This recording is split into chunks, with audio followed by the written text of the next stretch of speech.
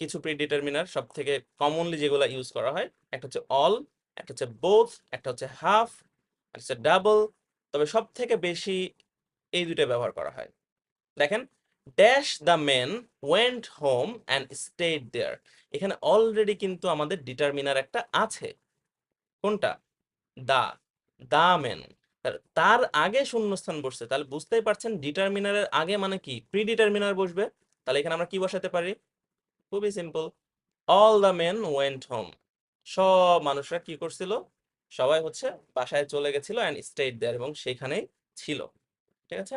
তারপরে দেখেন, dash our children are happy.